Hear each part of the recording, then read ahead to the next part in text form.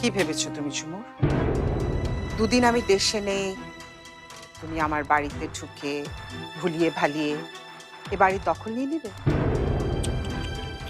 ভেবেছিলে এত বছর পর একটা বাচ্চাকে কোলে করে নিয়ে আসবে আর আমার ছেলে তাকে মেনে নেবে? তোমার কি মনে হয় আমি থাকতে তোমার এই ইচ্ছা পূরণ হবে?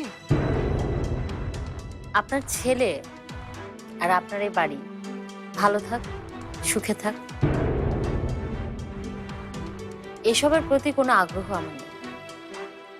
আমার মেয়ের চিকিৎসার জন্য আমি এ বাড়িতে এসেছি, না হলে কোনোদিনও আপনাকে আর আপনার ছেলেকে আমার মেয়ের মুখটাও দেখাতাম না। মুখ সামলে কথা বলো ঝুমুর। আপনি মুখ সামলে কথা বলেন। আপনি এখন আগের ঝুমুরের সাথে কথা বলছেন না, যে দুর্বল ছিল, বোকা ছিল। এখন আপনি পরীর মার সাথে কথা বলছেন। পরীর মা অন্য মানুষ, অনেক সাহসী। আপনি ঝুমুরের সাথে যা খুশি তাই করতে পেরেছেন, যখন যেমন খুশি। পরীর মার সাথে সেরকম কিচ্ছু করার সাহস আপনি দেখাতে আসবেন না। খেলা এখনো শেষ হয়নি ঝুমুর। বাড়িতে ঢুকে পড়েছো বলে এত টক বক করো না।